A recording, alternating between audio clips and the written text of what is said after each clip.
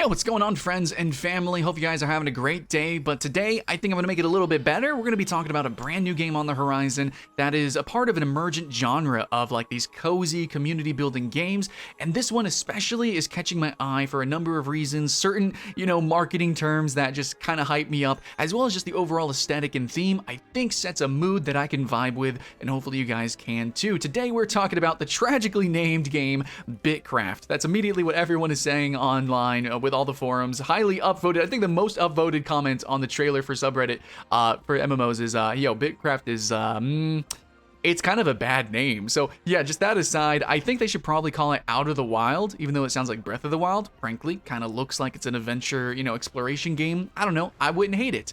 Bitcraft is just a little, but there actually are a lot of parallels to Minecraft with this game, though I want to aside those for now, and I really just want to talk about, look at this aesthetic, right? Just look at this, the graphics, the way that the mood is set up for this trailer. And in fact, I really think you should just watch the trailer on its own, because the music and everything really is starting to sell it. It reminds me of like when Nostos was being announced, that game failed, and a few other of these like anime-inspired or cartoon and sort of slower-paced exploration games were being announced.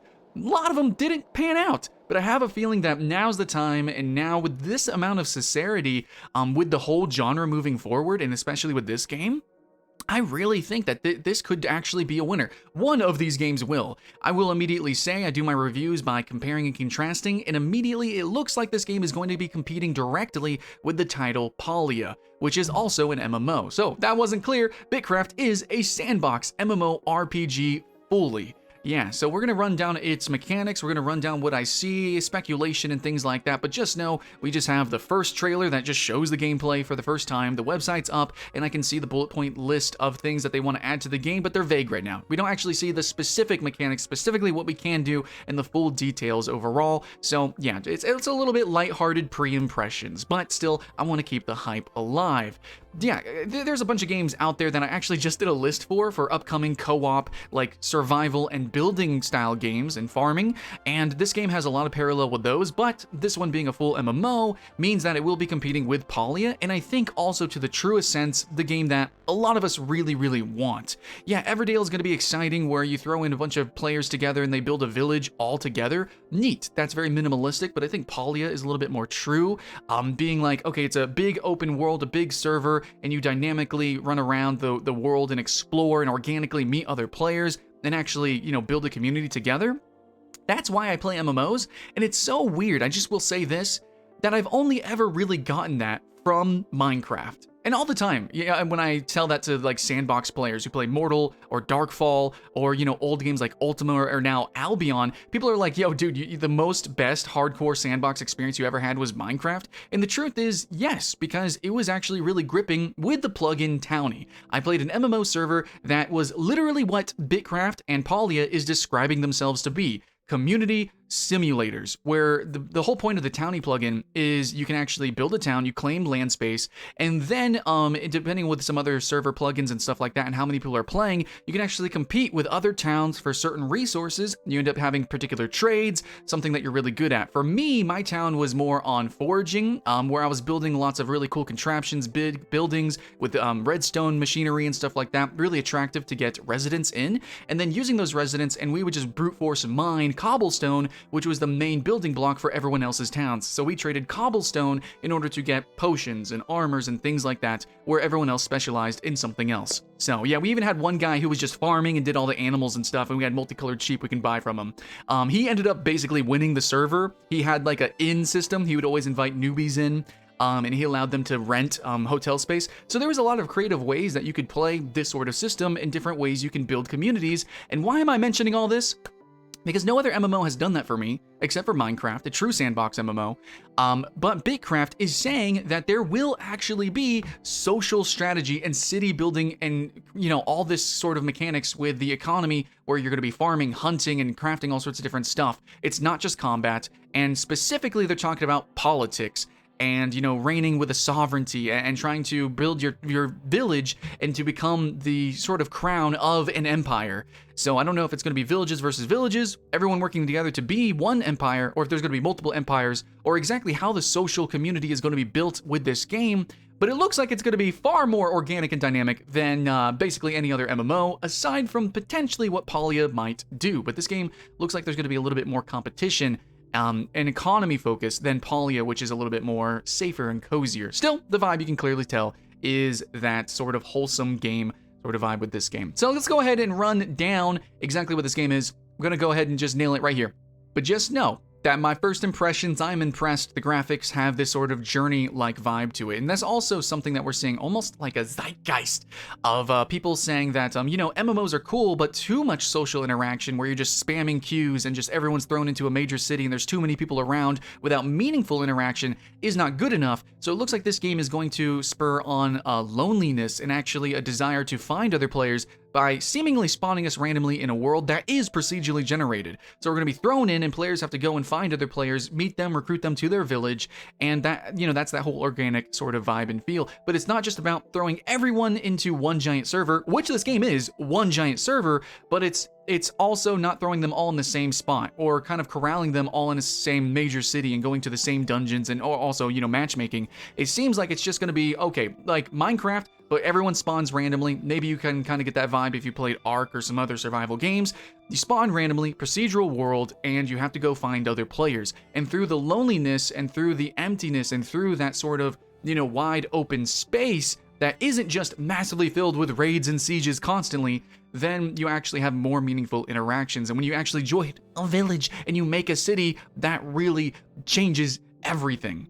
So, and yeah, again, on the whole vibe and look of the game, I'm so about this aesthetic. I love the cell shady, artsy kind of Breath of the Wild look. I'm all about the whole dark whimsy thing, and I think that's what this game has. There's some mystery, there's some charm, and it's still a little cozy, but there's still, a little spice to it. But anyways, you want to know exactly what we can do? I can't exactly tell you exactly, but well, I'll just say what they're telling us. Okay, you can build towns. That's a big thing. I've been mentioning that. You can build towns. It's not a static world, right, of like a standard MMORPG. This is a game about building your own towns. First and foremost, that's what they want to get out there. That's what this game is. That's also what Palia is selling itself on, and a few other titles as well, but in a full MMO. That's Bitcraft. You're going to build up your town from a small little huts into a village, into potentially a global economic hub of trade, depending on what you want to specialize in or what the people in your village want to do, such as hunting and maybe fishing and foresting and stuff like that.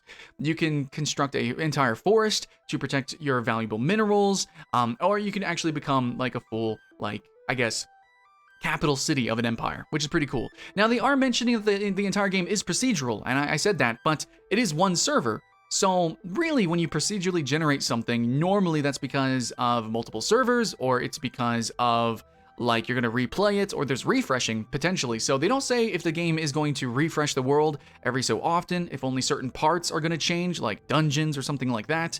It just says it's a procedural world that's all on a single server. Yeah, so unlike most games like Minecraft or something, there's separate MMO servers. Bitcraft takes place in a one massively generated world.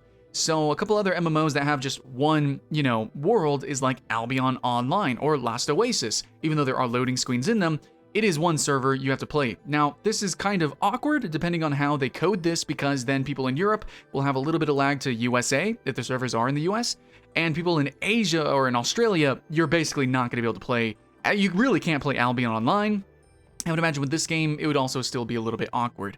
But it says that you're going to be able to hone the skills that you can focus on whenever you are actually building your towns and everything. It does say specifically farming is going to be in, fishing, mining, and foresting at the moment. They don't say anything else, but at least those things with gathering and stuff, like you kind of would in Minecraft, then you can actually do that. They don't mention anything specifically on what kind of crafting, what we're actually going to be building.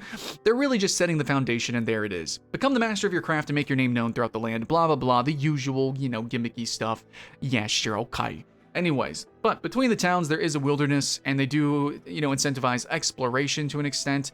They don't say too much about it, but there's going to be mysterious travelers. Probably that's going to be part of the RPG aspect. There might be NPCs around, dynamic events. That'd be really cool. Again, they don't quite mention it, but I can imagine those things. There's going to be rare materials that you're going to have to actually, dive into potentially dungeons, because they do say ancient ruins. Going to be finding special crystals, stuff like that. Lost technology. I would imagine it sounds very Breath of the Wild. You're going to dive dungeons. There's going to be machines and machinations and puzzles, the traps that you're going to have to escape and solve, riddle through. Yeah, okay, that's going to be it. Hopefully, But anyways, and they do actually mention becoming a leader. So, your town needs leadership and structure. You're going to have to potentially, play politics, they say, potentially. Climb the ladder to the top. Become the sovereign of your town. Reward your friends and punish your enemies. We're supposed to rally our citizens to build the most advanced town, which is exactly the experience I had in my Minecraft MMO server, and compete to make it the capital city of your empire. So there is some competition, softly. I don't know if it's going to be full raiding and pillaging, probably not, because they would mention it. I would hope so. But it is going to be somewhat competitive in some sort of sense, maybe similar to how they're going to do it inside Supercell's new game, Everdale.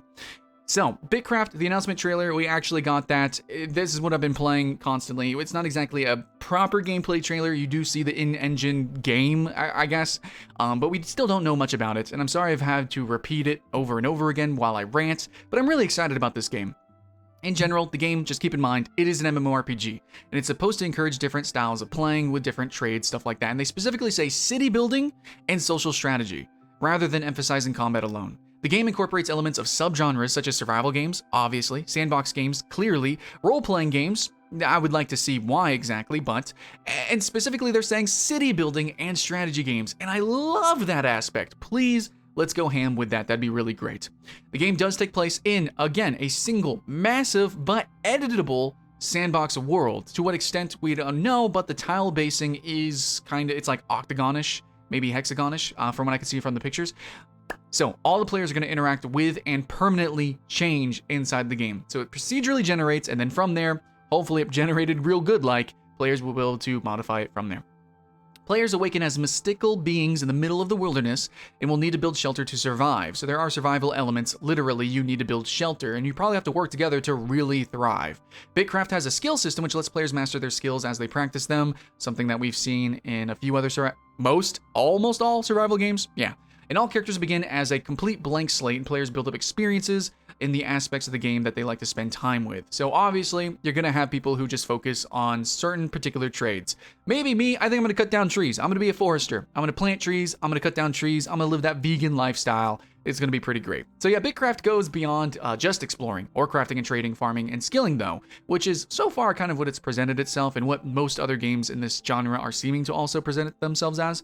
Players can also choose to work together to tame the wilderness and whatever that means, and create impressive towns and cities anywhere in the world. So it's going to be a city, and maybe potentially the end game is politic style game, kind of something we barely see in Albion and definitely see only in Eve.